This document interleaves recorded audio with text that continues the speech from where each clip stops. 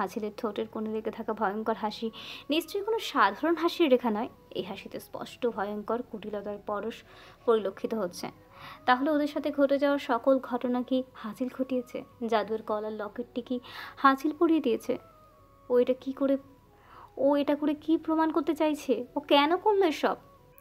অন্যদিকে সকলের মাঝেই ঘটে যাওয়া ঘটনাগুলো নিয়ে গুঞ্জনের আবির্ভাব ঘটে। তাই সুলতানা খান নিশ্চিন্তার ইতি টেনে হাসিলের পানে বাঁকা দৃষ্টি নিক্ষেপ করে সকলের উদ্দেশ্যে বলেন, জাদুর গলার লকেটটি আমিই পরিয়ে দিয়েছি। ও ঘুমিয়েছিল তাই আর ডাকিনি। লকেটটি আমার খুব পছন্দ হয়েছিল তাই নিয়ে এসেছে ওর জন্য।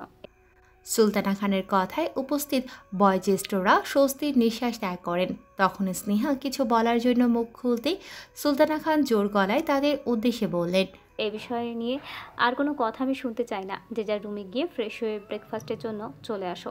আর রাফিনকে হেল্প করো ফ্রেশ হতে। না না, সুলতানা খানের কঠিন স্বরে করা প্রত্যুত্তরে স্নেহা দমে গিয়ে নিজ হৃদগহীনে এই বিষয়ে উৎপত্তিকৃত প্রশ্নকে থামাচাপা দিয়ে সুলতানা খানের উদ্দেশ্যে বলল, দাদি, জাদুয়ার লকেটটা কত সুন্দর। এত সুন্দর লকেট তুমি কই থেকে নিয়ে আসছো? আমাকেও এরকম একটা এনে দাও না প্লিজ। স্নেহার প্রশ্নে সুলতানা খান চিন্তিত হয়ে পড়লেন, কারণ সে তো জানেই না এই ধরনের লকেট কোথায় পাওয়া যাবে। সুলতানা খানের চিন্তার মাঝেই জাদুয়া বলে উঠল, নানুমণি, আমি বলি কি, স্নেহা আপু যেহেতু লকেটটি খুব পছন্দ হয়েছে সেহেতু আমি এটা তাকে দিয়ে দিই। তুমি বরং পরে আমাকে একটা এনে দিও। জাদুয়ার বলা কথায় স্নেহাও খুশি হয়ে সম্মতি জানায়, কারণ মূলত তার কাছে লকেটটি সত্যি খুব বেশি মনে ধরেছে।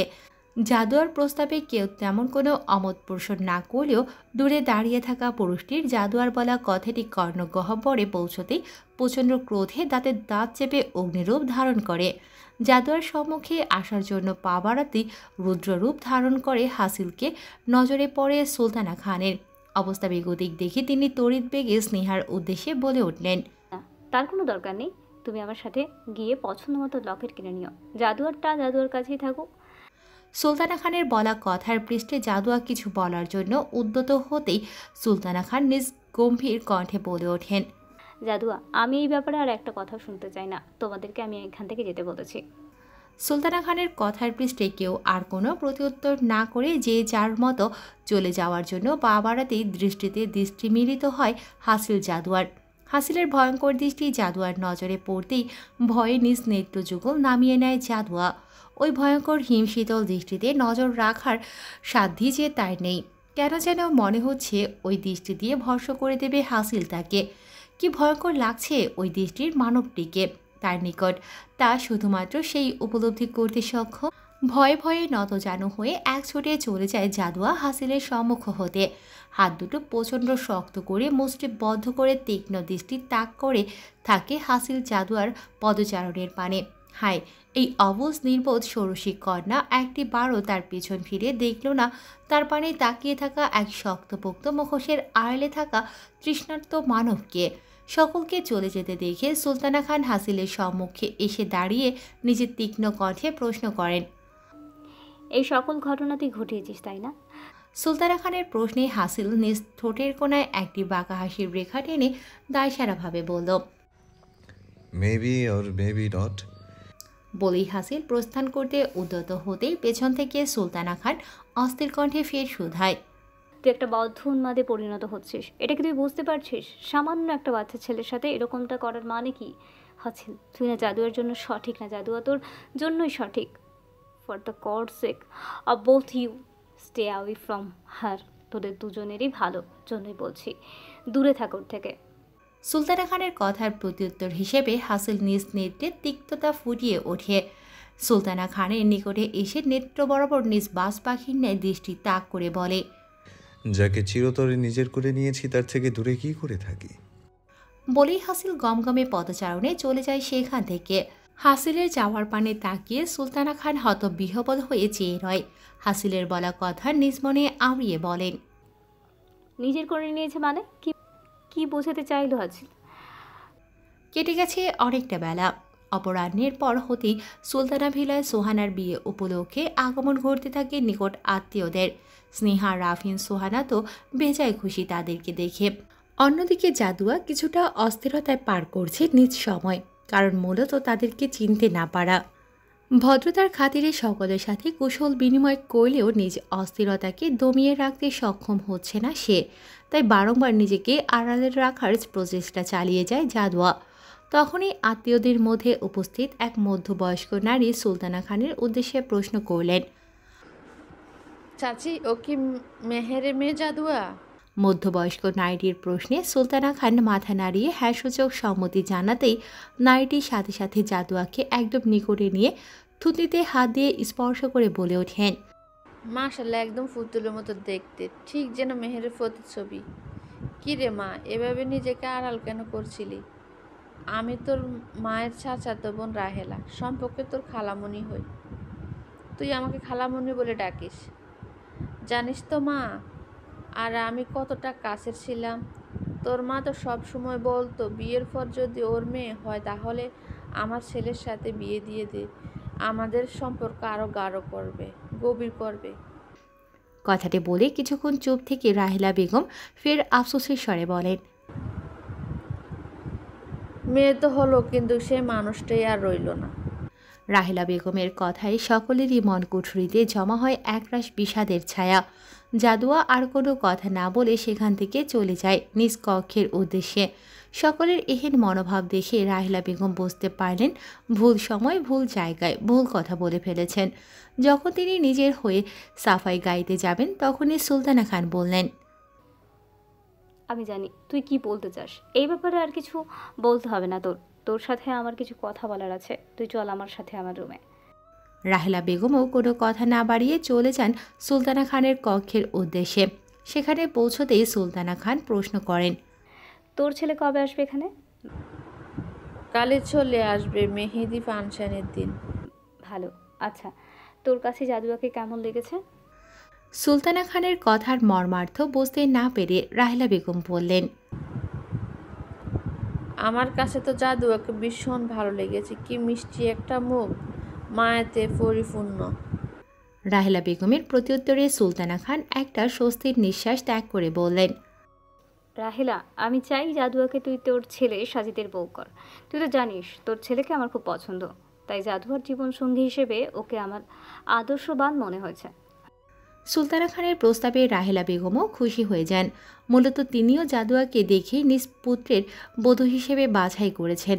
কিন্তু রাহেলা বেগম কিছু একটা ভেবে সুলতানা খানকে উদ্দেশ্য করে বললেন, চাচি, আমিও চাই জাদুয়াকে নিজের পুত্রের বধূ রূপে, কিন্তু এখনো অনেক ছোট।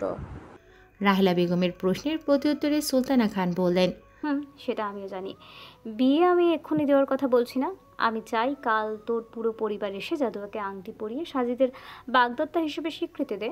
বিয়ে না হয় জাদুয়ার 18তম জন্মদিনের পরই হবে। জাদু কি রাজি হবে? নিশ্চয়ই হবে।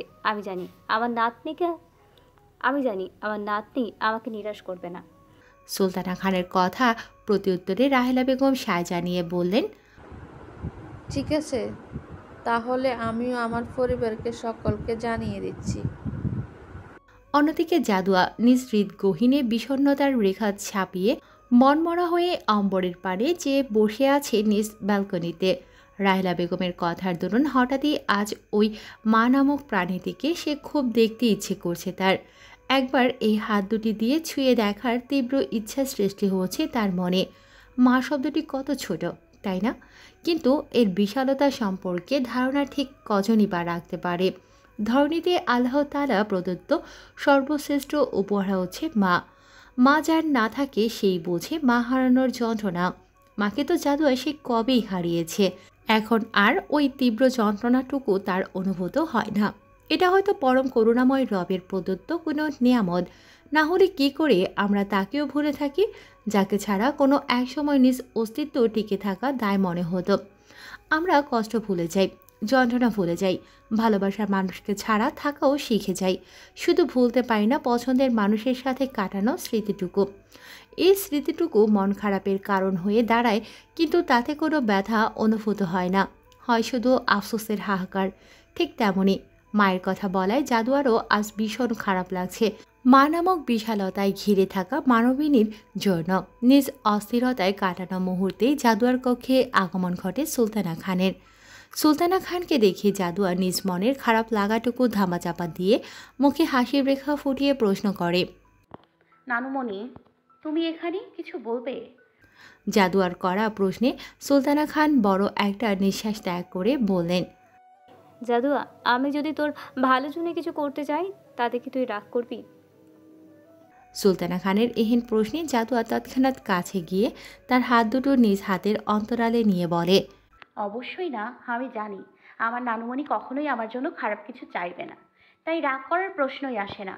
জাদুয়ার করা প্রশ্নে সুলতানা খান বড় একটি নিঃশ্বাস ত্যাগ করে বললেন। সুলতানা খানের এহেন প্রশ্নে জাদুয়া তৎক্ষণাৎ কাছে গিয়ে তার হাত দুটো নিজ হাতের অন্তরালে নিয়ে বলে। জাদুয়ার করা প্রত্যুত্তরে সুলতানা খান নিশ্চিন্ত হয়ে বললেন, জাদুয়া, আমি কাল তোর রাহিলা খালামারির ছেলের সাথে আপাতত তোর আংটি বদল করে রাখতে চাচ্ছি। তোর 18 বছর পূর্ণ হতেই বিয়েটাও সেরে ফেলবো। সুলতানা খানের কথায় জাদুয়া হত বিহ্বল হয়ে তার হাত ছেড়ে দূরে গিয়ে দাঁড়িয়ে প্রশ্ন করে, কেন কেন নানুমণি, আমি কি তোমাদের খুব জ্বালিয়ে ফেলেছি? খুব কি বোঝা হয়ে গেছি যে এত তাড়াতাড়ি আমাকে তোমাদের থেকে দূরে পাঠানোর আয়োজন করে ফেলেছো? জাদুয়ার করা প্রত্যুত্তরে সুলতানা খানের বক্ষ পিঞ্জরটা কেঁপে ওঠে, যার দরুন তিনি তড়িৎ বেগে জাদুয়ার সম্মুখে এসে হাত দুটো চেপে ধরে বলেন, এগুলো তুই কি বলছিস সোনা? তুই যা ভাবছিস এরকমটা নয়। আমরা যা করতে চেয়েছি তা শুধুমাত্র তোর ভালোর জন্য, বিশ্বাস কর। আমি নিজেও তোকে নিজে থেকে এত দ্রুত আলাদা করতে চাই না। শুধুমাত্র কিছু কারণে তোর বিয়েটা আমি ঠিক করেছি। আর তাছাড়া তোকে তো এখনই পাঠাচ্ছি না। তোর 18 বছর হতে তো এখনও অনেক দেরি আছে। আচ্ছা বাদ দে, তোর যদি এই বিয়েতে অমত থাকে তাহলে আর করতে হবে না তোর বিয়ে। কিন্তু তারপরেও তুই নিজেকে বোঝা বলিস না। তুই আমার মেহেরের একমাত্র মেয়ে। কি করে তোর জীবনটা আমি অন্ধকারে ঠেলে দিই বলতো? তোকে দ্রুত কারণ নামের সাথে বেঁধে দিতে চেয়েছিলাম।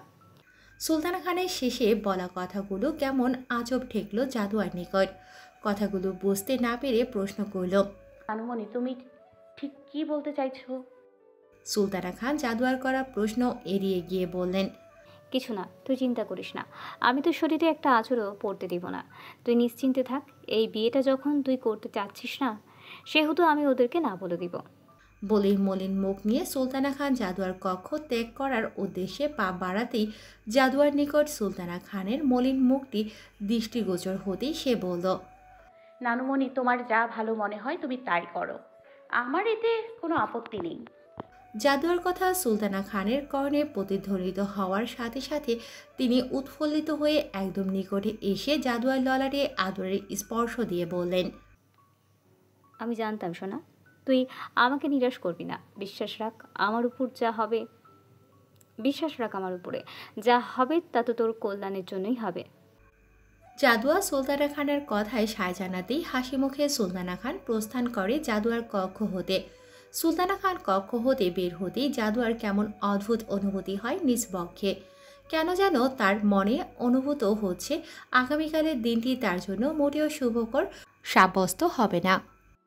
জাদুয়ার এহেন চিন্তার খানিকক্ষণ বাদে তার কক্ষে আগমন ঘটে স্নেহা, রাভিন ও সোহানার। সকলে উৎফুল্লিত হয়ে জাপটে ধরে জাদুয়াকে। সকলের মাঝে সোহানা বলে ওঠে, তাহলে বল, কেমন ফিল হচ্ছে তোর? আমার পরের সিরিয়ালটা যে তোরই আসলো, আমি না বিশ্বাসই করতে পারছি না। দাদি এত দ্রুত তোর বিয়ের পরিকল্পনা করে ফেলবে। ঠিক বলেছ আপু, আমারও না কেমন সন্দেহ সন্দেহ হচ্ছে দাদির এত তাড়াহুড়ো দেখে। আচ্ছা, দাদির এত তাড়াহুড়া করার কারণ হাসিল ভাইয়া নয় তো? সোহানার কথার প্রেক্ষিতে স্নেহা শুধয়। স্নেহার বলা কথায় জাদুয়া অবাক হয়ে প্রশ্নবিদ্ধ চাহনি তাক করতে সোহানা তৎক্ষণাৎ স্নেহার কথার পৃষ্ঠে তাকে চোখ রাঙানো দেখিয়ে বলে ওঠে, আল্লাহর দোহাই লাগে বোন, তুই তোর খালি মুন্ডুটারে আর খাটাস না, এটাকে একটু বিশ্রাম নিতে দে। সোহানার কথার মর্মার্থ উপলব্ধি করে স্নেহা নিজ অস্ত্রে তালা ঝুলিয়ে ঠায় দাঁড়িয়ে থাকে সেখানটায়। স্নেহার এই হালাতে সোহানা একটা দীর্ঘশ্বাস ত্যাগ করে মুখে হাসির রেখা ফুটিয়ে জাদুয়াকে উদ্দেশ্য করে বলে, ওর কথা বাদ দে তো। আচ্ছা তুই তো নিশ্চয়ই সাদিব আচ্ছা তুই তো নিশ্চয়ই সাজিদ ভাইয়াকে দেখিসনি, তাই না? জানিস উনি কিন্তু বেশ সুদর্শন পুরুষ। দাঁড়া, তোকে তার ছবি দেখাচ্ছি। তুইও তুই কাল তাকে এমনিতেই দেখতে পাবি। তারপরও আগে দেখলে তো আর দোষের কিছু নেই। নিজের হবু বরকে দেখে না হয় সারা রাত তাকে নিয়ে স্বপ্নের রাজ্যে বিচরণ করিস। সোহানার কথায় জাদুয়া লাজুকতার ন্যায় মিয়ে গিয়ে আমতা আমতা করে বলল, থাক না আপু, এখন দেখার কি আছে, কালই না হয় ওনাকে দেখব। জাদুয়ার এরূপ প্রত্যুত্তরে স্নেহা সোহানা হো হো করে হেসে উঠে জাদুয়াকে আলতো করে ধাক্কা দিয়ে সমস্বরে বলে ওঠে। স্নেহা সোহানার করার রঙ্গ কৌতুকে জাদুয়ার হলুদ রাঙা আদল গরম উষ্ণতায় ছেয়ে গিয়ে ধারণ করে রক্তিম বর্ণ। এভাবেই মজার ছলে কেটে যায় পুরোটা সময়। বসুধায় রজনীর আগমন ঘুরতে সুলতানা ভিলার সকলের ডাক পড়ে যায় নৈশভোজের। নৈশভোজ শেষ করে জাদুয়া, স্নেহা, সোহানা, রাফিন যে যার কক্ষের উদ্দেশ্যে পদযুগল ধাবিত করে।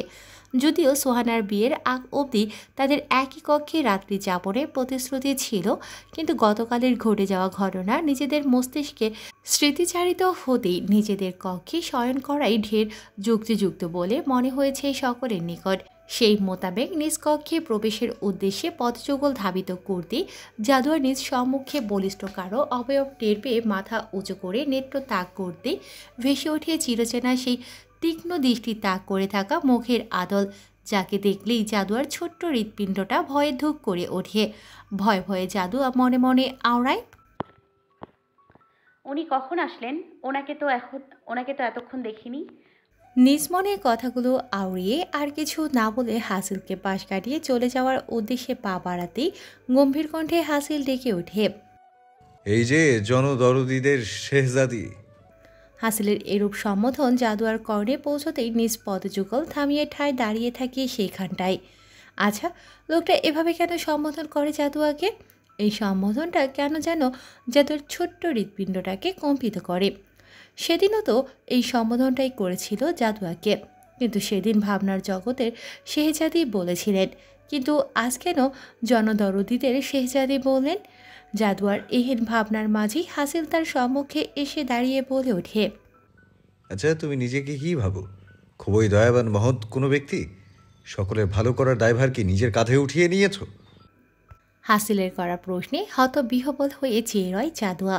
তার মস্তিষ্ক মূলত হাসিলের করা প্রশ্ন বুঝে উঠতে সক্ষম হচ্ছে না।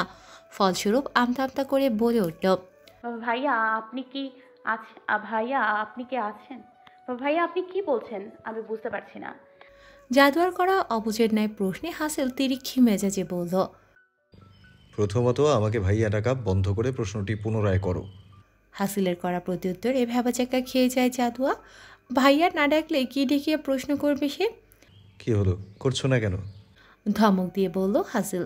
হাসিলের ধমকে কেঁপে উঠে তড়িৎ বেগে জাদুয়া ফের প্রশ্নটি করল, আপনি কি বলেছেন আমি বুঝতে পারছি না। হয়নি? এখন ভাইয়া না ডাকলেও কোনো সম্বোধন যুক্ত না করেই প্রশ্ন করেছো, এতে আমি অপমান বোধ করছি। প্রশ্নটির সাথে কোনো সম্বোধন যুক্ত করে ফের প্রশ্নটি করো। কুটিলতা মুখে ফুটিয়ে বলল হাসিল। হাসিলের বলা বাক্যে এবার অবাকতার শেষ প্রান্তে পৌঁছে গেল জাদুয়া। মনে মনে ভাবল, আরে কি মুশকিল, আজকে ওনার ব্যবহার এমন অদ্ভুত কেন লাগছে? কই আগে তো ভাইয়া ডাকলেও কিছু বলেনি, তাহলে আজ কেন এরকম করছেন? আমি কি নিজের অজান্তে কোনো বড় সড়ো ভুল করে ফেলেছি? আচ্ছা ভাইয়া না ডাকলে কি ডাকবো? স্যার ডাকবো? আচ্ছা তাহলে স্যার ডেকেই প্রশ্নটি করি। তখনই হাসিল নিজ গাম্ভীর্যতা বজায় রেখে রাশভারী কণ্ঠে বলে ওঠে, ভুলেও স্যার ডাকার চেষ্টা করবে না। হাসিলের এহেন প্রতিউত্তরে জাদুয়া এবার অবাকতার চরম পর্যায়ে পৌঁছে ফের মনে মনে বলে ওঠে, আরে ভাইয়া ডাকা যাবে না, স্যার ডাকা যাবে না। নাম ধরে তো ডাকতে পারবো না, তাহলে ডাকবোটা কি? গোমরামুখ? সেটা ডাকলে তো দেখা যাবে আমার মুখের জায়গায় থাকবে, কিন্তু দাঁতগুলো নিচে ছড়িয়ে ছিটিয়ে পড়বে। উক্তিগুলো নিজ মনে আওড়াতে আওড়াতে জাদুয়ার নিজ গ্রামে চাচির করা চাচাকে নাম ছাড়া সম্বোধনের কথা মনে পড়তেই বলে উঠল, ওগো শুনুন না, আপনি কি বলেছেন আমি না বুঝতে পারছি না। কথাটি বলেই জাদুয়ার নিজ নেত্রযুগল খিচে বন্ধ করে ঠায় দাঁড়িয়ে থাকে। এই ভেবে এই বুঝি তার গালে পড়ল এক জ্বর। কিন্তু আশ্চর্যের বিষয় হলো তার ধারণা মাফিক কোনো আঘাতই তার উপর হামল না কেউ। কি করে করবে আঘাত হাসিল তাকে? জাদুয়ার করা এই সম্বোধনে যে সে নির্বাক হয়ে রয়েছে, কারণ মূলত সম্পূর্ণ শরীর জুড়ে বয়ে যাওয়া হিমশীতল ঠান্ডা বায়ু। কেমন সূক্ষ্ম সুখের অনুভূতি জন্ম নিল তার বক্ষ পিঞ্জরে সামান্য এরূপ সম্বোধনে। জাদুয়ার এহেন সম্বোধন যে তাকে জানিয়ে দিল সম্মুখে অবস্থানরত নারীটি শুধুমাত্র তার, এই তাসওয়ার আবরার হাসিলের একান্ত ব্যক্তিগত রমণী। কি করে দিয়েছে মেয়েটি তাকে? এই শক্তপোক্ত বক্ষেও কম্পনের সৃষ্টি হয় সামান্য এই সম্বোধনে। কি করবে হাসিল এখন? তার যে ওই অপুষ মানবীকে জড়িয়ে ধরার প্রবল ইচ্ছে জাগ্রত হচ্ছে। করবে কি আলিঙ্গন সে ওই অবুজ রমণীকে? ইস, একটিবার যদি ওই নির্বোধ রমণী হাসিলের নেত্রের পানে তাকাতো, তাহলে এই মুহূর্তে তার দৃষ্টিতে পরিলক্ষিত হতো এক কঠোর হৃদয়হীন পুরুষের ভেঙে চুরে যাওয়া শিশুসুলভ নেত্র, যা তাকে কাছে পাওয়ার আকুল আবেদন জানাচ্ছে বারংবার। হাসিলের কোনো সারা শব্দ না পেয়ে জাদুয়ার নিজ নেত্রযুগল মেলে ধরে বলে উঠল, এখনো কি হয়নি প্রশ্ন করা? জাদুয়ার করা প্রশ্নে নিজ ভাবনার ইতি টেনে গলা ছেড়ে হাসিল বলল, না না, ঠিক আছে, এখন থেকে এভাবেই ডাকবে, মনে থাকবে? তৎক্ষণাৎ প্রত্যুত্তর করল জাদুয়া। এবার হাসিল নিজ মুখের আদলে গাম্ভীর্যতা এঁকে বলল, দ্বিতীয়বার নিজের কোনো জিনিস কাউকে দেওয়ার চিন্তাও মাথায় আনবে না, মনে থাকবে? হাসিলের বলা বাক্যে জাদুয়া সম্পূর্ণ বুঝতে না পেরেই হ্যাঁ সম্মতি জানানোই শ্রেয় বলে ধারণা করল। তাই তৎক্ষণাৎ বলে উঠল, জি, আনবো না চিন্তা মাথায়। নিজের শরীরে অন্য কোনো পুরুষের স্পর্শ লাগতে দেবে না, হোক সে বাচ্চা, মনে থাকবে? হাসিলের এবারের বলা বাক্য কেমন অদ্ভুত শোনালো জাদুয়ার নিকট, কিন্তু তারপরও হাসিল থেকে দ্রুত চলে যাওয়ার উদ্দেশ্যে বলল, জি, মনে থাকবে, দিব না স্পর্শ করতে। মেহমান থাকা অবধি মাথার ঘোমটাটা 1 সেকেন্ডের জন্য যেন না পড়ে। আর অবশ্যই যতদিন মেহমান আছে ততদিন নিজ রুম লক করে ঘুমোবে, মনে থাকবে? হাসিল ফের বলল। সব কিছুই বোধহয় জাদুয়ার মাথার উপর দিয়ে নিক্ষিপ্ত হয়েছে, কিন্তু তারপরও সে হাসিলের সকল আদেশেই সম্মতি জানালো। ফলস্বরূপ হাসিল জাদুয়ার একদম নিকটে এসে তার ললাটে লেপ্টে থাকা কেশরাশিগুলো নিজ হাতের তর্জনী আঙুল দ্বারা খুবই সন্তর্পণে গুছিয়ে দেয় জাদুয়ার কর্ণের পেছনে। হকচকিয়ে যায় জাদুয়া হাসিলের এহেন কর্মে। ফলশ্রুতিতে থরথর করে কেঁপে ওঠে তার সর্বাঙ্গ। নিজ ললাটে প্রথমবারের মতো কোনো পুরুষের এহেন আদরে স্পর্শে জাদুয়ার এহেন হালাতে মুচকি হেসিয়ে জাদুয়ার কর্ণ বরাবর নিজ ওষ্ঠ নিয়ে হিসিয়ে বলে ওঠে হাসিল, যা যা বলেছি তা অক্ষরে অক্ষরে পালন করো মেয়ে। যদি আমার দেয়া আদেশের বিন্দু পরিমাণ নড়চড়ও হয়, তাহলে বিলিভ মি, তোমাকে যতটুকু সময় আমি দিতে চেয়েছি তার বিন্দু পরিমাণ সময়ও তুমি পাবে না। এতে ক্ষতি কিন্তু তোমারই হবে, কারণ আমি কাছে টেনে নিলে এর থেকেও ভয়ঙ্করভাবে কেঁপে উঠবে তুমি। বলেই হাসিল প্রস্থান করে সেই স্থান থেকে। জাদুয়া এখনও ঠায় সেখানটাতেই দাঁড়িয়ে। সব কিছু কেমন তার নিকট অবাস্তব মনে হচ্ছে। এসব কি বলে গেল ওই স্বল্পভাষী পুরুষটি? স্বল্পভাষী? না না না, এই পুরুষটি কোনো মতেই স্বল্পভাষী নয়। কী সব বলে গেল সে জাদুয়াকে? কিছু কথা বুঝতে পারলেও বাকি কথাগুলো যে তার মাথার উপর দিয়ে ধাবিত হয়েছে, সেটা তাকে দেখলে যে কেউ বলে দিতে সক্ষম হবে।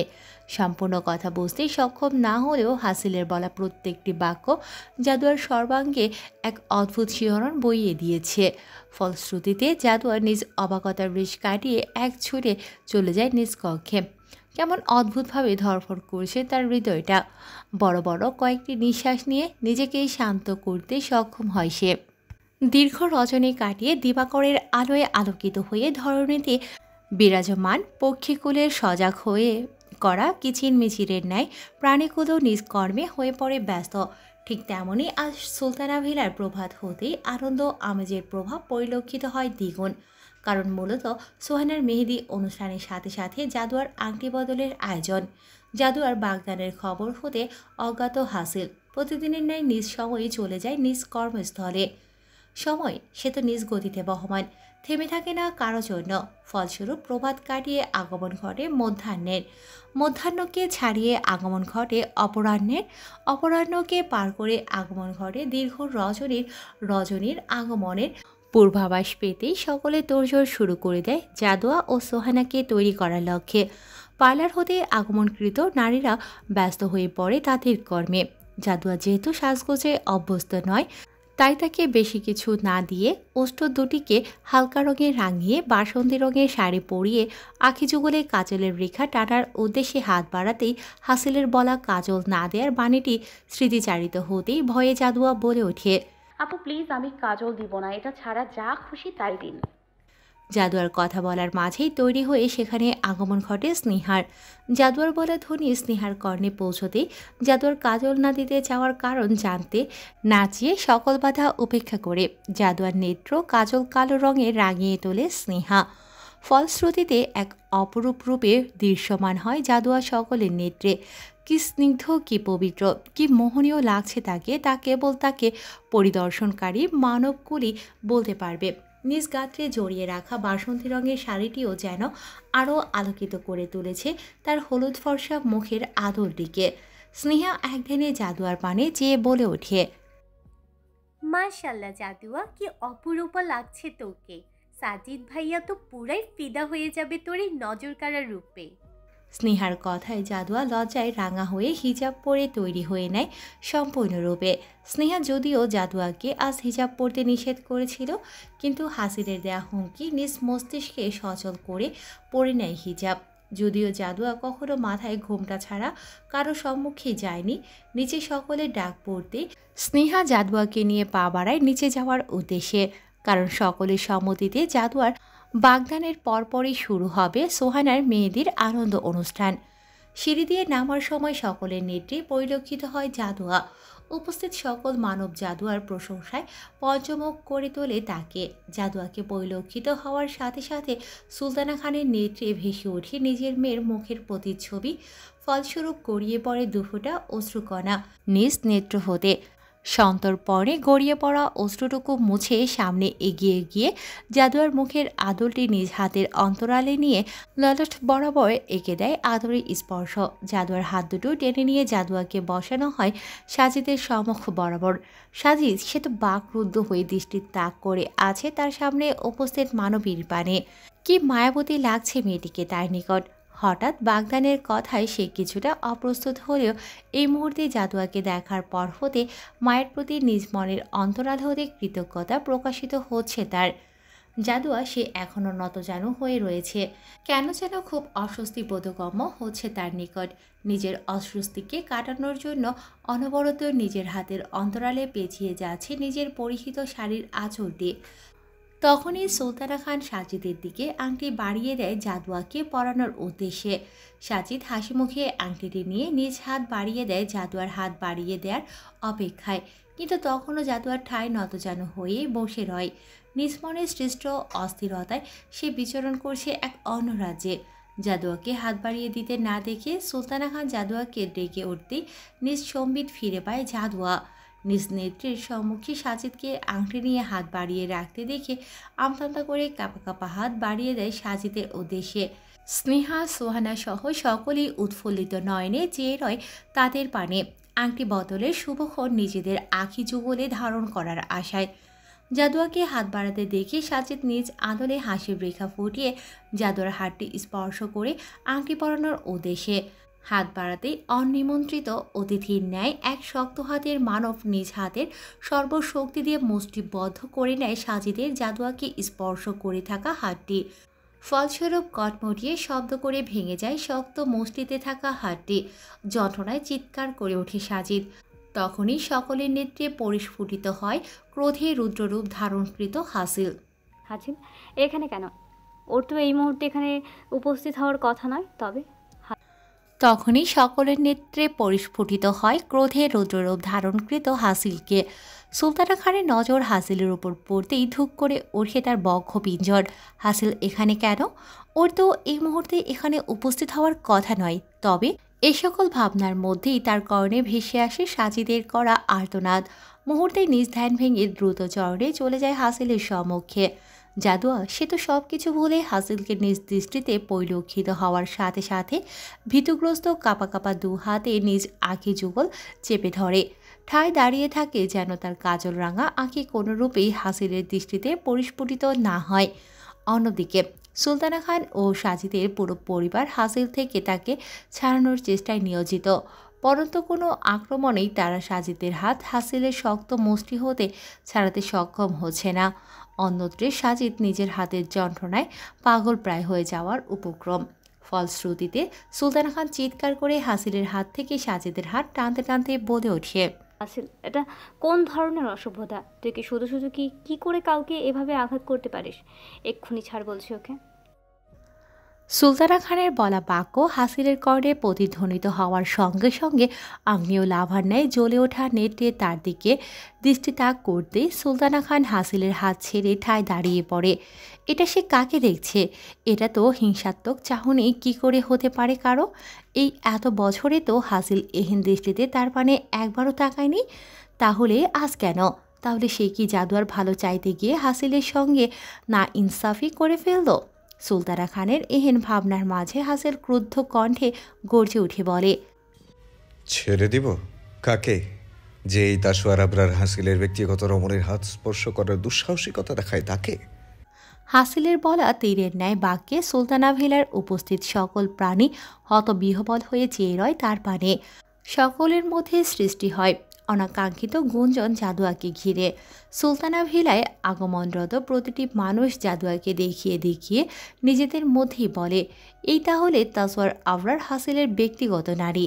অন্যদিকে হাসিলের বলা বাক্যটি জাদুয়ার কর্ণে পৌঁছতে দৃষ্টি হতে হাত নামিয়ে অবাক নেত্রে হাসিলের পানে চেয়ে মনে মনে বলে, কি বলছেন উনি? ব্যক্তিগত রমণী? কে? আমি? কেন বলছেন সে এরকমটা? জাদুয়ার ভাবনার মধ্যেই সাহিল খান হাসিলের সম্মুখে এসে দাঁড়িয়ে বলে ওঠে, হাসিল, তোর এসব বলার কোনো মানেই হয় না। তুই ছাড় সাজিদের হাত। আর জাদুয়া কারো ব্যক্তিগত রমণী নয়। ব্যক্তিগত নারী যদি সে কারো হয়েই থাকে তবে সেটা আজ আংটি বদলের পর সাজিদের হবে। তুই জাদুয়াকে পছন্দ করিস সেটা তো আগে কখনো বলিসনি, তাই এখন সিক্রেট করার কোনো মানেই হয় না। সাহিল খানের কথায় হাসিল সাজিদের হাত জোড়ে ছিটকে ফেলে নিজ প্যান্টের পকেটে দুহাত গুজে শটান হয়ে দাঁড়িয়ে সাহিল খানের উদ্দেশ্যে গম্ভীর আওয়াজে বলে, পছন্দ? কে? আমি? একদমই না। তাহলে কেন করছিস এসব? কেন জাদুয়াকে নিজের ব্যক্তিগত রমণী হিসেবে দাবি করছিস? Cause she is my wife. আমার বউ হয় ও। অবাক হয়ে প্রশ্ন করলেন সাহিল খান। নিজ গাম্ভীর্যতা বজায় রেখে হাসিল বলল, বউ শব্দটি জাদুয়ার কর্ণে প্রতিধ্বনিত হওয়ার সাথে সাথে হৃৎপিণ্ডটা কেঁপে ওঠে, সর্বাঙ্গে কম্পনের সৃষ্টি হয়ে যায় তার। অবাক নেত্রে অবুজের ন্যায় তাকিয়ে থাকে জাদুয়া। এই মুহূর্তে বলা বাক্যটি উচ্চারণকৃত বাক্যটির পানে এই একটি শব্দ সুলতানা ভিলায় উপস্থিত সকলের মাথায় বজ্র ফেলে দেওয়ার ন্যায় সাব্যস্ত হলো। হতবিহ্বল হয়ে চেয়ে রইল সকলে হাসিলের পানে। নিজের অবাকতা কাটিয়ে সুলতানা খান বলে উঠলেন, কি আজেবাজে কথা বলছিস হাসিল? এটা কি কোনো মজা করার বিষয় নয়? সুলতানা খানের বলা কথায় হাসিল তাচ্ছিল্যের ভঙ্গিতে বলল, কে বলেছে আপনাকে আমি মজা করছি? বলেই হাসিলের সাথে আগমনকৃত সাব্বিরের থেকে তাদের বিয়ের সকল কাগজপত্র নিয়ে সুলতানা খানের দিকে ছুড়ে দেয় হাসিল। বিয়ের সকল প্রমাণ দেখে উপস্থিত সকলে বাকরুদ্ধ হয়ে চেয়ে রয় জাদুয়ার পানে। ভয়ে জাদুয়ার কলিজা শুকিয়ে যাওয়ার উপক্রম। তার মস্তিষ্ক কোনোভাবেই বিয়ের ব্যাপারটি মেনে নিতে সক্ষম হচ্ছে না। নিজ মনেই আওড়াতে থাকে কবে বিয়ে হলো তাদের। তখনই জাদুয়ার স্মৃতিতে ভেসে ওঠে সেদিনের কিছু পেপারে সাইন এবং কবুল বলার ঘটনা। তাহলে সেদিন উনি আমায় মিথ্যে বলে বিয়ে করেছেন। কেন করলেন সে এরকমটা? এ সকল বাণী নিজ মনে আউড়িয়ে ভয়ে কেঁপে ওঠে জাদুয়া। তখনই সুলতানা খান জাদুয়াকে উদ্দেশ্য করে অসহায় কণ্ঠে বলেন, এসব কি জাদুয়া? তুই একবারও আমাকে বলিসনি তো তোদের বিয়ের কথা? কেন করলি এরকমটা? সুলতানা খানের এহেন রূপে করা প্রশ্নে ডুকরে কেঁদে ওঠে জাদুয়া বলল, নানুমণি, তুমি বিশ্বাস করো, এই ব্যাপারে আমি কিছুই জানতাম না। জাদুয়ার প্রত্যুত্তরে সুলতানা খান তেতে উঠে বললেন, তুই না জানলে পেপারে সাইন কি করে আসলো তোর? সুলতানা খানের এহেন প্রশ্নে জাদুয়া ফের কান্নারত ভয়ার্থক কণ্ঠে বলল, উনি আমাকে মিথ্যা বলে সাইন করিয়েছে। বিশ্বাস করো, আমি জানতাম না ওটা কিসের কাগজ। নানুমণি, আমি... বাকি কথা বলার পূর্বে হাসিল জাদুয়াকে কুলে তুলে পদযুগল বাড়ায় নিজ কক্ষের উদ্দেশ্যে। জাদুয়ার নিজেকে শূন্যে অনুভূত হতে আবিষ্কার করে নিজেকে হাসিলের কোলে। প্রচণ্ড ভয়ে হাসিলের কাজ শক্ত করে চেপে ধরে কান্নারত অবস্থায় বলে, প্লিজ, আপনি আমাকে কোল থেকে নামিয়ে দিন। কোথায় নিয়ে যাচ্ছেন আপনি আমাকে? জাদুয়ার বলা কথার মাঝেই সাজিদ নিজের ভাঙা হাত চেপে ধরে বক্ষে সাহস জুগিয়ে হাসিলের সম্মুখে দাঁড়িয়ে বলে ওঠে, ভাইয়া এতক্ষণ যাবত আপনি যা করেছেন তা একদমই ঠিক করেনি। আপনি আমাকে আঘাত করেছেন তাও আমি মেনে নিলাম, কিন্তু জাদুয়াকে আপনি ছাড়ুন। ওকে দেখলে যে কেউই বলে দিতে পারবে ও আপনার সাথে যেতে ইচ্ছুক নয়। আর তাছাড়া জাদুয়ার কথা এটা পুরোপুরি স্পষ্ট, আপনি ওকে ছল করে বিয়ে করেছেন। তাই সাজিদকে বাকি বাক্য সম্পূর্ণ করতে না দিয়ে হাসিল এক হাতে জাদুয়াকে ধরে অন্য হাতে সজোরে সাজিদের গলা চেপে ক্রুদ্ধ স্বরে বলে ওঠে, don't dare to say any more word Sajid. তোকে ছেড়ে দিয়েছি ভেবে এটা ভাবিস না তোকে মারতে পারবো না। আমি এই মুহূর্তে কোনো এক্সট্রা ঝামেলা করতে চাইছি না। আফটার অল আমার বোনের মেহেদি ফাংশন। একবার ভেবে দেখ, এই হাত দিয়ে আমার বউকে স্পর্শ করেছিস দেখে ভেঙে দিয়েছি। ওই চোখ দিয়ে তুই আমার বউকে মুগ্ধ হয়ে দেখেছিস, কিন্তু এখনও সেটা অক্ষত রয়েছে। বিলিভ মি, ওই জবান দিয়ে যদি আর একটা বারো ওর নাম উচ্চারিত হয় তাহলে আই সোয়ার কোনো কিছুই আর অক্ষত থাকবে না। তোকে ছেড়ে দেওয়ার আরও একটা কারণ হলো তোর থেকেও বড় দোষী যে অন্য কেউ। সুলতানা খানের দিকে তাকিয়ে বলেই ধাক্কা দিয়ে সাজিদকে সরিয়ে দেয় হাসিল। হাসিল থেকে ছুট পেতেই নিজ গলা চেপে ধরে জোরে জোরে নিঃশ্বাস নেয় সাজিদ। তখনই সুলতানা খান তার সম্মুখে এসে বলে, এটা তুই একদমই ঠিক করলি না আজিল। তোকে জাদুয়ার থেকে দূরে থাকতে বলেছি দেখে তুই প্রতিশোধ নিলি এভাবে ওকে বিয়ে করে। সুলতানা খানের কথার প্যাচে হাসিলের মধ্যে কোনো প্রকার ভাবান্তর পরিলক্ষিত হলো না, উল্টো ভাবলেশীনভাবে বলল, থিঙ্ক হোয়াট ইউ ওয়ান্ট। হাসিলের এহেন প্রত্যুত্তরে সুলতানা খান দীর্ঘশ্বাস ত্যাগ করে বললেন, ঠিক আছে, যা ঘটনার তা তো ঘটিয়েছিস, এখন জাদুয়াকে ছেড়ে দে। বিয়ে যখন করেই ফেলেছিস তখন তো আর তোদের আলাদা করবো না। কিন্তু জাদুয়া এখনও অনেক ছোট, ওর প্রাপ্তবয়স হওয়া অবধি অপেক্ষা কর। সুলতানা খানের বলা বাক্যে হাসিল নিজ অধরে কুটিলতার হাসি ফুটিয়ে বলল, তোমার কেন মনে হলো আমি তোমার কথা মতো আমার বউকে রেখে চলে যাব? বউ আমার, তাই সিদ্ধান্ত আমারই থাকা উচিত। বলেই জাদুয়ার মানে দৃষ্টি তাক করে ফের বলল, তাছাড়া তারও যে শাস্তি পাওয়া বাকি আছে। আমাকে ছাড়ুন প্লিজ, আমি আপনার সাথে যাব না, প্লিজ আমাকে ছাড়ুন। জাদুয়াকে এভাবে ছটফট করতে দেখে হাসিল রক্তিম হয়ে যাওয়া নেত্রে ভয়ঙ্করভাবে তার পানে তাকাতেই অচেতন ভঙ্গির ন্যায় শান্ত হয়ে রইল জাদুয়া হাসিলের কোলে। পেছন হতে ডাকা কারো শব্দেই হাসিল ভ্রুক্ষেপ না করে জাদুয়াকে নিয়ে প্রস্থান করে নিজ কক্ষে। হাসিলের পিছু পিছু সুলতানা খান যাওয়ার উদ্দেশ্যে পা বাড়াতেই সাহিল খান তার সম্মুখে এসে দাঁড়িয়ে প্রশ্ন করে, মা হাসিল তোমাকে জাদুয়ার ব্যাপারে বলেছিল? সাহিল খানের প্রশ্নে সুলতানা খান আমতা আমতা করে বললেন, বলেছিল। তাহলে তুমি এই ব্যাপার আমাদের থেকে গোপন কেন রাখলে? আর তুমি হাসিলকে কেন জাদুয়ার থেকে দূরে থাকতে বলেছ? মা, আমি জানি না হাসিল জাদুয়াকে পছন্দ করার কথা, কেন স্বীকার করে না, কিন্তু ওর দৃষ্টিতে জাদুয়ার প্রতি ভালোবাসা পরিলক্ষিত হয় স্পষ্টভাবে। সেটা নিশ্চয়ই তোমার দৃষ্টিতেও ধরা পড়েছে। তাহলে কেন? সাহিল খানের করা প্রশ্নে সুলতানা খান কোনো প্রকার প্রত্যুত্তর না করে ঠায় দাঁড়িয়ে থাকে। সুলতানা খানের এহেন নিশ্চুপতা দেখে সাহিল খান ফের বললেন, হাসিল কখনো আজ অবধি কারো কাছে কিছু চায়নি, কিন্তু জাদুয়ার কথা তোমায় বলেছে, পরন্তু তুমি ওকে জাদুয়ার থেকে দূরে থাকতে বলেছ। কেন মা, কেন? আমাকে তো তুমি ওর এরূপ কঠোর হয়ে যাওয়ার জন্য সর্বদা দোষারোপ করছো, তাই না?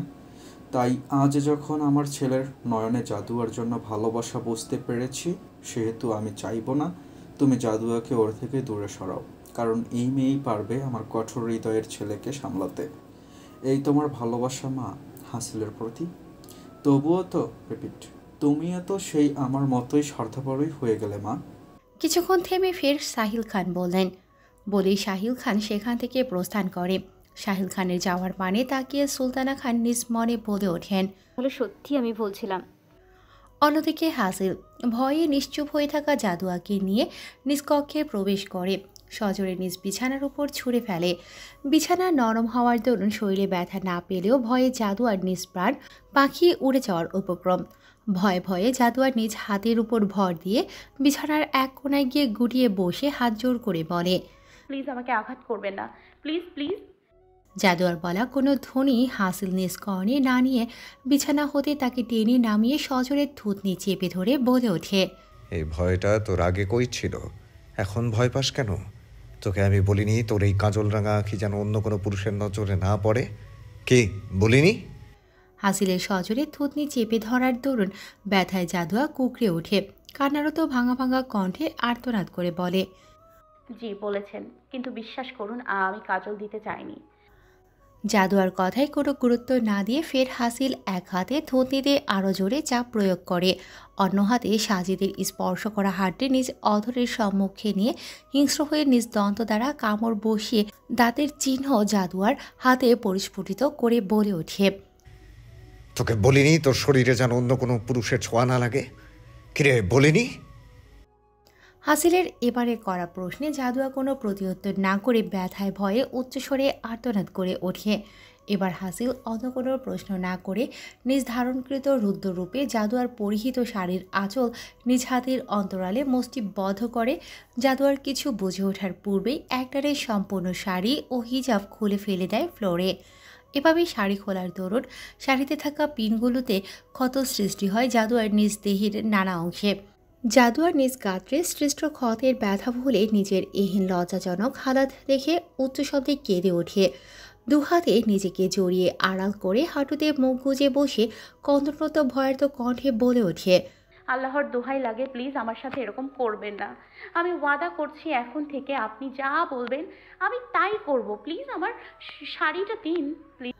আগ্নেয়া লাভার ন্যায় জ্বলে ওঠা হাসিলের জাদুয়ার বাড়ি কর্ণে পৌঁছাতেই শক্ত হাতে জাদুয়ার কেশগুচ্ছ টেনে তুলে দেয়ালের সাথে চেপে বলে ওঠে, অন্য পুরুষের জন্য সাজ শৃঙ্গার করার পূর্বে মনে ছিল না? তাহলে এখন কেন আমি শুনবো তোর কথা? ইউনো, আমি কোনো শুদ্ধ পুরুষ নই যে তোর কথায় গলে যাব। আমি কোনো হিরো নই যে তোকে ছেড়ে দেব। বলেই হাসিল জাদুয়াকে হাত ধরে টেনে নিয়ে ওয়াশরুমে প্রবেশ করে শাওয়ার চালিয়ে নিচে দাঁড় করাতেই পানির ধারায় সর্বাঙ্গ সিক্ত হয়ে যায় তার। ফলশ্রুতিতে দৃশ্যমান হতে থাকে জাদুয়ার সর্বাঙ্গ, পরন্ত জ্বলে ওঠে তার ক্ষতসৃষ্ট স্থানগুলো। জাদুয়া নিজের ব্যথা বলে লজ্জায় নতজানু হয়ে নিজ কাপা কাপা হাত দ্বারা বন্ধ করে দেয় হাসিলের ক্রোধিত নেত্রযুগল। ভাঙা ভাঙা স্বরে বলে ওঠে, প্লিজ দেখবেন না আমায়। জাদুয়ার এহেন লজ্জা মিশ্রিত আবদারে হ্রাস পেল কি হাসিলের রৌদ্ররূপ ধারণকৃত ক্রোধ? উত্তরটি বোধ হয় হ্যাঁ। হাসিল জাদুয়ার কাপা কাপা হাত দুখানা নিজ নেত্র হতে সরিয়ে কোমল দৃষ্টিতে জাদুয়ার নেত্র যুগলে তাকিয়ে বলল, মনে রাখবে, তোমায় সর্বরূপে সর্বাঙ্গে দেখার হক শুধুমাত্র এই রাসোয়ার আবরার হাসিলের, অন্য কোনো পুরুষের নয়। বলেই হাসিল পা বাড়ায় কক্ষের উদ্দেশ্যে। তখনই ফের জাদুয়ার পানে দৃষ্টি না দিয়ে বলে ওঠে, অন্যের জন্য করা সিঙ্গারের লেশমাত্র অংশ যেন তোমার অঙ্গে না দেখি। বলে প্রস্থান করে সেখান থেকে। হাসিলের প্রস্থানের পানে দৃষ্টি তাক করে লজ্জা ও নিজ অঙ্গে সৃষ্ট ক্ষতের যন্ত্রণায় ডুকরে কেঁদে ওঠে জাদুয়া। তার মস্তিষ্কে বারবার বিচরণ করছে কিছুক্ষণ আগের ঘটে যাওয়া ঘটনাগুলো। কেন করছে সে এরকমটা আমার সাথে? সে তো পছন্দ করে না আমাকে, তাহলে কেন? এই দুটি প্রশ্নই বারবার বিচরণ করছে তার মস্তিষ্কে। ফলশ্রুতিতে নিজের কাজল রাঙা আঁখি মুছতে মুছতে শাওয়ারের নিম্নে নিজ জানুতে মুখ গুজে বসে অশ্রু বিসর্জনে ব্যাকুল হয়ে পড়ে জাদুয়া। অতিবাহিত হলো অনেকটা সময়, পরন্তু জাদুয়ার ওয়াশরুম হতে বের হওয়ার কোনো পায়তারা পরিলক্ষিত হলো না হাসিলের দৃষ্টিতে। ফলস্বরূপ ক্রোধান্বিত হাসিল ক্ষিপ্ত পদচারণে ওয়াশরুমের সম্মুখে দাঁড়িয়ে উচ্চস্বরে জাদুয়ার উদ্দেশ্যে বলল, কি করছো নাকি তুমি?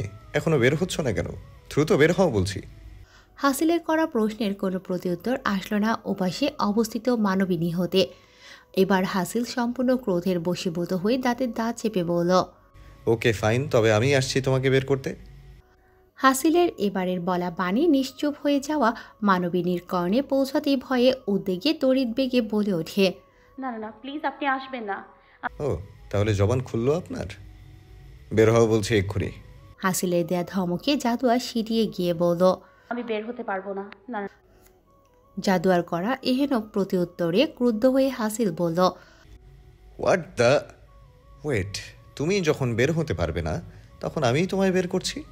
হাসিলের এরূপ প্রত্যুত্তরে জাদুয়া ভয়ে ওয়াশরুমের দরজা নিজ দু হাতের দ্বারা সর্বশক্তি দিয়ে চেপে ধরে বলে, না প্লিজ, আপনি আসবেন না। আমার সম্পূর্ণ শরীর ভিজে আছে। আপনি বরং ফ্লোর থেকে আমার শাড়িটা দিন, আমি ওটা পরে বের হচ্ছি। জাদুয়ার বলা বাক্যের পৃষ্ঠে হাসিল শক্ত কণ্ঠে তড়িৎ গতিতে বলে উঠল। নো ওয়ে, ওই শাড়ি আমি কখনোই তোমায় পরতে দিব না। হাসিলের এহেন প্রত্যুত্তরে জাদুয়া কষ্ট জর্জরিত ভাঙা কণ্ঠে বলল। ঠিক আছে, আল্লাহর ওয়াস্তে না হয় আমার রুম থেকে একটা ড্রেস এনে দিন। পারবো না। দায়সারাভাবে বলল হাসিল। এবার জাদুয়ার সহনশীলতার বাঁধ ভেঙে যাওয়ার দরুন কোনো প্রকার প্রত্যুত্তর ব্যতীত উচ্চ শব্দে ক্রন্দন করে উঠল। জাদুয়ার ক্রন্দনরত শব্দ হাসিলের কর্ণকুহরে প্রতিধ্বনিত হওয়ার সাথে সাথে গলা খাকারি দিয়ে হাসিল বলল। If you want I can give you my clothes. হাসিলের বলা এহেন বাণী জাদুয়ার মস্তিষ্কে প্রতিফলিত হওয়ার সঙ্গে সঙ্গে কান্না থামিয়ে বলে উঠল। ছি, কি সব বলছেন? আমি আপনার পোশাক কি করে পরি? না। ওকে ফাইন, তোমায় পড়তে হবে না। তাহলে যেমনভাবে আছো সেভাবেই বের হও, আর তা না হলে আমি তোমাকে টেনে বের করব। ভাবলেশীন প্রত্যুত্তর হাসিলের এরূপ বাক্যে জাদুয়া ভয় পেয়ে ওয়াশরুমের দরজা খুলে কাপা কাপা হাত বাড়িয়ে বলে ওঠে। আপনাকে বের করতে হবে না, দিন। আপনি যা দিতে চাইছেন তাই দিন। জাদুয়ার কাপা হাত ও এহেন প্রত্যুত্তরে হাসিল নিজ অধরে বাঁকা কুটিলতার হাসি ফুটিয়ে বাড়িয়ে দেয় খানিকক্ষণ পূর্বে তার নিয়ে আসা কিছু পোশাক। স্বল্প সময় অতিবাহিত হওয়ার পর জাদুয়ার নাক টানতে টানতে বের হয় ওয়াশরুম হতে। কেমন অদ্ভুত ঠেকছে তার কোনো পুরুষের সম্মুখে নিজেকে এহেন রূপে প্রদর্শন করতে। জাদুয়ার পদচারণ হাসিলের কর্ণকুহরে প্রতিধ্বনিত হওয়ার সাথে সাথে নিজ দৃষ্টি জাদুয়ার পানে তাক করতেই আকস্মিক পেছন ঘুরে যায় হাসিল। কি ভাবছেন জাদুয়াকে মোহনীয় লাগছে বলে? একদমই না। Over long and over loose shirt pant হওয়ার দরুন জাদুয়াকে কৃষকদের ক্ষেতে ঝুলিয়ে রাখা কাকতাড়ুয়ার ন্যায় পরিলক্ষিত হচ্ছে তার নিকট। কারণ মূলত শার্ট এসে ঠেকেছে হাঁটু অবধি। শার্টের হাতা জাদুয়ার হাতকে ছাড়িয়ে নেমে গেছে খানিক দূরে। আর প্যান্ট, তার কথা নাই বললাম।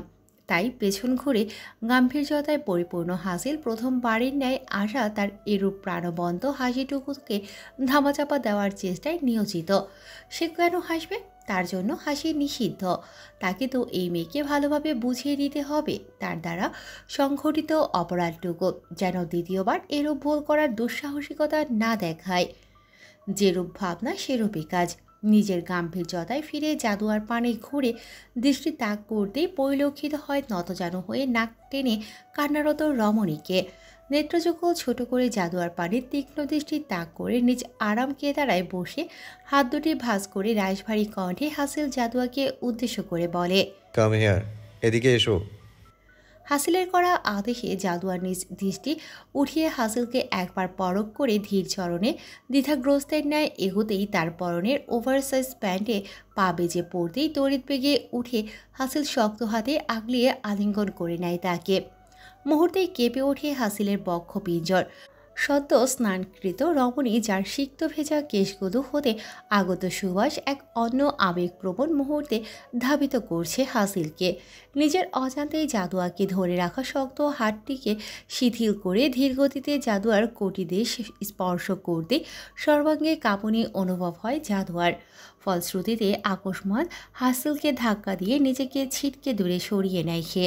হাসিল ঠায় সেখানটাতেই স্তব্ধ হয়ে দাঁড়িয়ে নিজের ক্রোধ সংবরণে নিয়োজিত। জাদুয়ার নিজেকে এভাবে ছুটিয়ে নেওয়াটা হাসিলের সম্পৃক্ত ক্রোধকে দ্বিগুণ হারে বাড়িয়ে দেয়। ফলস্বরূপ নিজের ওপর নিয়ন্ত্রণ হারিয়ে ক্রুদ্ধ চরণে জাদুয়ার নিকট এগিয়ে গিয়ে শক্ত হাতে তার থুতনি চেপে ধরে গর্জে উঠে বলে, হাউ ডেয়ার ইউ! তোর সাহস কী করে হয় আমাকে ধাক্কা মারার? ডোন্ট ইউ নো আমি তোর কে হই? তোকে সবভাবে স্পর্শ করার অধিকার আমার আছে। হাসিলের ক্রুদ্ধ স্বরে এরূপ বলা কথায় পৃষ্ঠে জাদুয়া বলে ওঠে, ভালোবাসেন আমায়? জাদুয়ার করা প্রশ্নে হাসিল কিছুটা শান্ত হয়ে থুতনি ছেড়ে দিয়ে বলে, no, I don't love you. হাসিলের করা প্রত্যুত্তরে জাদুয়া শান্ত স্বরে বলে ওঠে, আমিও জানি আপনি আমায় ভালোবাসেন না, তারপরেও কেন এভাবে আমায় বিয়ে করেছেন? জাদুয়া কিছুক্ষণ থেমে নিজ মনে সাহস সঞ্চার করে ফের বলে ওঠে, দেখুন, আমি যদি নিজের অজান্তে কোনো ভুল করে ফেলি যার ফলে আপনি আমাকে শাস্তি দিতে চাচ্ছেন, তাহলে সেই আমার করা সেই অজানা ভুলের জন্য আমায় মাফ করে দিন প্লিজ। আর এই বিয়েটা ভেঙে দিন প্লিজ। আপনি আমাকে ডিভোর্স দিন। বাকি বাক্য সম্পন্ন করার পূর্বেই সপারে এক শক্তিশালী চাপড় পড়ল জাদুয়ার তুলতুলে আদলে। আকস্মিক হামলায় নিজেকে সামলাতে না পেরে মুখ থুবড়ে পড়ে যায় ফ্লোরে। ফলশ্রুতিতে অধর কেটে বেরিয়ে আসে রোহিত লৌহ। নিজ ব্যথা ভুলে ভয়ে ভয়ে দৃষ্টি তাক করে হাসিলের পানে। আগ্নেয় তেজস্ক্রিয় লাভার ন্যায় জ্বলে ওঠা রক্তিম নেত্র জাদুয়ার দৃষ্টিতে পরিলক্ষিত হতেই ভয়ে কলিজা কেঁপে ওঠে। সর্বাঙ্গে কম্পন সৃষ্টি হয়ে যায় তার। ফলস্বরূপ প্রচণ্ড ভয়ে নিজেকে গুটিয়ে নিয়ে বসে থাকে সেখানটায়। জাদুয়ার মুখ হতে উচ্চারিত ডিভোর্স শব্দটি হাসিলের দ্বিগুণ হয়ে থাকা ক্রোধকে শতগুণ বৃদ্ধি করে দিতেই নিজের দাবিয়ে রাখা ভয়ঙ্কর হিংস্র রূপ ধারণ করে হাসিল। ক্রোধে বশীভূত হয়ে হিতাহিত জ্ঞান শূন্য হয়ে ক্রোধ পদচারণে ফ্লোরে ভয়ে গুটিয়ে থাকা জাদুয়াকে টেনে তুলে ফের সপাটে চাপড় বসায় হাসিল। এবারের করা আঘাতে ব্যথায় আর্তনাদ করে কেঁদে ওঠে জাদুয়া। এতেও হাসিলের কোনো ভাবান্তর পরিদর্শিত হলো না। উল্টো নিজ ড্রয়ারে থাকা রিভলভার এনে শক্ত হাতে জাদুয়ার গলা চেপে ললাট বরাবর রিভলভার ঠেকিয়ে গর্জে উঠে বলে, কি চাইছিলি তুই? ডিভোর্স, তাই না? ওকে ফাইন, দিব তোকে ডিভোর্স, কিন্তু আমার লাইফ থেকে মুক্তি দিতে নয়, পুরো দুনিয়া থেকে মুক্তি দিতে। হাসিলের এহেন গর্জনে বলে ওঠা বাক্যে জাদুয়া ভয় ব্যথায় কন্দনরত অবস্থায় হাত জোর করে বলে, আমাকে ছাড়ুন প্লিজ, আমার খুব ব্যথা লাগছে। আমি আর কোনো দিনও ডিভোর্সের কথা বলবো না, প্লিজ আমাকে ছাড়ুন। হাসিল জাদুয়াকে ছাড়াতেই নিজ গলা ধরে জোরে জোরে নিঃশ্বাস নিয়ে নিজেকে স্বাভাবিক করার চেষ্টা করতেই হাসিল জাদুয়ার ডান হাতটি টেনে নিয়ে আঙুলগুলো ধরে ধারালো ছুরির মাধ্যমে স্লাইড করে বলে ওঠে, ডিভোর্স, তাই না? হাতের এই আঙ্গুলগুলো যদি না থাকে তাহলে কি করে ডিভোর্স পেপারে সাইন দিবি বল? হাসিলের এহেন ভয়ানক বাক্যে জাদুয়া আর নিজেকে সামলাতে না পেরে ব্যথায় যন্ত্রণায় ভয়ে লুটিয়ে জ্ঞানশূন্য হয়ে পড়ে হাসিলের বক্ষে। জাদুয়াকে এভাবে অচেতন হতে দেখে মুহূর্তেই হাসিলের হিংসাত্মক ক্রোধ সংবৃত হয়ে যায়। ক্রোধ মানব জীবনে ভয়ানক এক বিস্ফোরণের ন্যায়, যা তাকে এবং তার আশেপাশে থাকা মানবকুলকে ধ্বংস করে দিতে পারে মুহূর্তেই। ক্রোধ শয়তান হতে আগত, যার ফলশ্রুতিতে মানব তার ক্রোধকে বশীভূত হয়ে করে ফেলে অকল্পনীয় কিছু কর্ম, যা ধ্বংস করে দেয় তার সর্বস্ব। তাই নবীজি সাল্লাল্লাহু আলাইহি ওয়াসাল্লাম বলেন, রাগ আসে শয়তানের পক্ষ থেকে। শয়তানকে তৈরি করা হয়েছে আগুন থেকে, আর একমাত্র পানির মাধ্যমেই আগুন নেভানো সম্ভব। তাই তোমাদের মধ্যে কেউ যখন রাগান্বিত হয়ে পড়ে তখন তার উচিত অজু করা। অচেতন হয়ে নিজ বক্ষে লেপ্টে থাকা জাদুয়াকে সন্তর্পণে নিজ কুলে তুলে পালঙ্কে শুইয়ে দেয় হাসিল। খানিকক্ষণ জাদুয়ার নিভৃত আখিদয়ের পানে তাকিয়ে থেকে ধীরপদে এগিয়ে গিয়ে জাদুয়ার শয়নরত মুখশ্রীর সম্মুখ বরাবর বসে আলতো হাতে ক্ষত হওয়া অধরের গড়িয়ে পড়া লৌহ নিজ হাত দ্বারা মুছে দিয়ে নিম্নস্বরে বলে, আমি সত্যি তোমায় পছন্দ করি না, কারণ পছন্দ হলো ভালো লাগার সামান্য অংশ বিশেষ। আমি সত্যি তোমায় ভালোবাসি না, কারণ ভালোবাসলে কোনো এক সময় ভুলে যাওয়া যায়, যেমন ভুলে গিয়েছে আমার স্বার্থপর মা আমাদের। তাই আমি সর্বদা উচ্চ স্বরে প্রত্যেককে বলবো, ভালোবাসি না, ভালোবাসি না, ভালোবাসি না। তোমায় আমি ভালোবাসি না। তুমি আমার ভালোবাসা নও, তুমি আমার মায়া, যেই মায়া কাটিয়ে ওঠার সাধ্যি কোনো পুরুষের নেই। তুমি আমার মোহ, যা ভোলার সামর্থ্য আমার নেই। সর্বশেষ তুমি আমার আসক্তি, যাকে ছাড়া জীবন শেষ। তবে বলো, ভালোবাসা থেকে নয় এই আসক্তিই বেশ? তাহলে বলো, কি করে দেই তোমায় মুক্তি? কি করে? আমার প্রতিটি নিঃশ্বাসে মিশে গেছো তুমি। তাই তুমি চাও বা না চাও, আমার বেঁচে থাকার জন্য তোমাকেই চাই। জীবনে সব পাবে তুমি, কিন্তু মুক্তি নয়।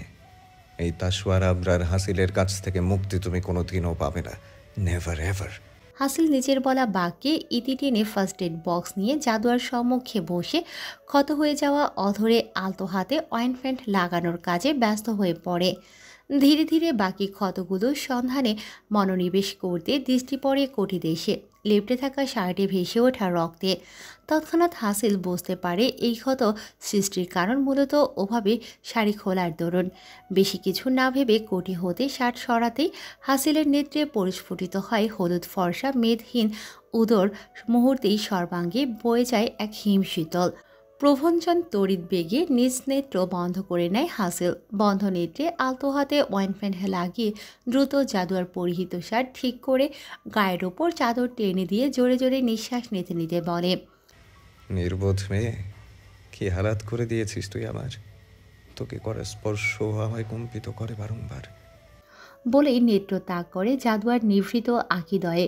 ফের হাসিল বলে ওঠে, তোর ওই নিভৃত আদলে তাকালে তোকে ঠিক জ্বলে ওঠা এক সন্ধ্যা প্রদীপের ন্যায় মনে হয়। মনে হয় গভীর অমানিসায় তলিয়ে যাওয়া কোনো পথহারা পথিকের আলো সন্ধানের দিশা। তোর ওই নিভৃত আদলে তাকালে তোকে ঠিক যেন এক ঘুমন্ত শেহজাদি মনে হয়। মনে হয় কাঞ্চনজঙ্ঘার রূপের ঝলক নিয়ে হীরক রাজার দেশে সোনার কাঠির উপর কাঠির ঘুমন্ত সেই শেহজাদি, যাকে স্পর্শ করলেই জাগ্রত হবে এক্ষুনি। তোর ওই নিভৃত আদলে তাকালে আমি বদলে যাই বারংবার। তুই বিহীনে কেমন সূক্ষ্ম রক্তক্ষরণ হয় আমার এই বুকে। মেয়ে, তুই বড়ই মায়াবেরী বন্দা গোলাপের সন্ধ্যা আরতি। আমি অন্ধ দিশেহারা পথিকের ন্যায় তলিয়ে যাচ্ছি তুই নামক অমানিসায়। বাণীগুলো আউড়িয়ে একাগ্রভাবে জাদুয়ার পানে দৃষ্টিপাতকরণ করে সুমোদায় সম্পূর্ণ রাত্রি পার করে হাসিল। তার সম্মুখে যে রমণীটি শয়নরত অবস্থায় আছে তার ওই ছোট্ট চঞ্চলা স্নিগ্ধ মুখোশটির পানে চেয়ে নির্বিঘ্নে যুগ যুগ কাটিয়ে দিতে সামান্য কার্পণ্যতা বোধ করবে না সে। ওই অবুঝ মেয়ে নিজের অজান্তেই এক ভয়ানক কর্ম করেছে। এই কঠোর হৃদয়ে পাকাপোক্তভাবে নিজের জায়গা দখল করে নিতে সফল হয়েছে। ধরিত্রীর বুকে পক্ষীকুলের কিচিরমিচির জানান দিচ্ছে ভোরের আগমনের বার্তা। জানান দিচ্ছে ওই মানব আর কত ঘুমাবে, সময় যে হলো, ওঠো ওঠো, সময় থাকতে নিজের রবের আরাধনা করো। সেই সুমধুর ডাককে উপেক্ষা করতে না পেরে আড়মোড়া ভেঙে মাথায় অসহ্য যন্ত্রণা নিয়ে জেগে ওঠে জাদুয়া। মুহূর্তেই তার নেত্রে পরিস্ফুটিত হয় রক্তিম বর্ণ হয়ে থাকা শান্ত এক দৃষ্টি। ভয়ে ভয়ে আশেপাশে তাকাতেই নিজেকে আবিষ্কার করে হাসিলের কক্ষে। তৎক্ষণাৎ মস্তিষ্কে স্মৃতিচারণ হয় গতকালের ঘটে যাওয়া ঘটনাগুলো। ফলশ্রুতিতে নিজেকে সিটিয়ে নিয়ে ভয় নতজানু হয়ে যায় জাদুয়া। তখনই ভারী শব্দে হাসিল বলে ওঠে, গুড মর্নিং অতন্দ্রের শেহজাদি। ফের সেই বক্ষপিঞ্জর কম্পিত সম্বোধন, শেহজাদি। কিন্তু এবার কার শেহজাদি? অতন্ত্রদের? আচ্ছা, উনি এভাবে কেন ডাকে? আচ্ছা, উনি এভাবে কেন ডাকে আমায়? সকল চিন্তার মধ্যেই জাদুয়া ভয়ে ভয়ে হাসিলের পানে দৃষ্টি তাক করে ভাঙা ভাঙা কণ্ঠে বলে উঠল, সুপ্রভাত। কে জানে উত্তর না দিলে যদি জাদুয়াকে আবার আঘাত করে, তাই ভাঙা ভাঙা স্বরে হাসিলের গুড মর্নিংয়ের প্রতি উত্তর করে ফের নতজানু হয়ে জাদুয়া বলে ওঠে, আমি আমার রুমে যাই, সালাত আদায় করতে হবে, ফজরের সালাতের সময় ফুরিয়ে যাচ্ছে। জাদুয়ার বলা বাক্যে হাসিল নিজ গাম্ভীর্যতা বজায় রেখে রাশভারী কণ্ঠে বলল, তুমি আমার কি হও? হাসিলের করা প্রশ্নে ভয়ে ভয়ে আমতামতা করে জাদুয়া বলল, বউ। বর। আমি তোমার কি হই? বর শব্দটি নিজ মুখ হতে বের হতেই কেমন অদ্ভুত অনুভূতিরা ডানা মিলিয়ে উড়ে বেড়াচ্ছে জাদুয়ার বুকের বাঁ পাশটায়। প্রজাপতিদের বেশি দূর উঠতে না দিয়ে হাসিল ফের বলে ওঠে, তবে বিয়ের পর কার রুমকে বউয়ের রুম বলা হয়? বরের রুমকে। তাহলে তুমি যদি আমার বউ হও তবে তোমার রুম কোনটা? জি, এটা। হাসিলের করা প্রত্যুত্তরে জাদুয়া বলে ওঠে, কারেক্ট। এখন থেকে তোমার রুম বলতে এটাই। ঘুম থেকে শাওয়ার অবধি সকল কাজ তুমি এই রুমেই করবে, তাই সালাত আদায় করলে এখানেই করো। উত্তরে জাদুয়া বলে ওঠে, এখানে তো আমার কোনো ড্রেস নেই, আমি কি করে এভাবে সালাত আদায় করব? জাদুয়ার কথার পৃষ্ঠে হাসিল বলল, যাও আলমারিটা চেক করে বলো সব ঠিক আছে কিনা। হাসিলের কথার মর্মার্থ জাদুয়া বুঝতে না পেরে অবুঝেনের দৃষ্টি তাক করে থাকে হাসিলের পানে। জাদুয়াকে এভাবে তাকাতে দেখে হাসিল ভ্রুকুটি করে বলে ওঠে, গো। হাসিলের বলা শব্দ কর্ণে পৌঁছতেই তড়িৎ বেগে পালঙ্ক হতে উঠে দাঁড়িয়ে দ্রুত চরণে চলে যায় আলমিরার সম্মুখে। আলমারির দরজাটা খুলতেই জাদুয়ার চক্ষু ছানাবড়া হয়ে গেল। গোল গোল নেত্রে বিস্ময়ে তাকিয়ে থাকে, কারণ মূলত সম্পূর্ণ আলমিরা জুড়ে মেয়েদের পোশাক দিয়ে পরিপূর্ণ। হাসিল মূলত রাতের মধ্যেই এই সকল কাজ সম্পন্ন করেছে। জাদুয়ার নিজের অবাকতার রেশ কাটিয়ে হাসিলের পানে চেয়ে বলে ওঠে, এতগুলো পোশাক কার? এগুলো তো আমার নয়। জাদুয়ার করা প্রশ্নের প্রত্যুত্তর হিসেবে হাসিল বলে, এগুলো সবই তোমার। এখন থেকে এখানে যা আছে সেগুলোই তুমি পরবে। আগের পোশাকগুলো পরার কোনো প্রয়োজন নেই। হাসিলের কথার পৃষ্ঠে জাদুয়া কিছু বলবে তার পূর্বেই হাসিল ধমক দিয়ে বলে উঠল, don't dare to say any word. হাসিলের এহেন ধমক দেয়া প্রতিউত্তরে জাদুয়া ভয় পেয়ে পুনরায় কোনো বাক্য ব্যয় না করে একটা ড্রেস নিয়ে চলে যায় ওয়াশরুমে। ওয়াশরুম থেকে ফ্রেশ হয়ে অজু করে বেরিয়ে নামাজে দাঁড়িয়ে পড়ে। হাসিল জাদুয়ার সকল কর্ম পুঙ্খানুপুঙ্খভাবে পর্যবেক্ষণ করছে আর ল্যাপটপে নিজ কার্য সম্পাদনে মনোনিবেশ স্থাপন করার বৃথা চেষ্টায় লিপ্ত।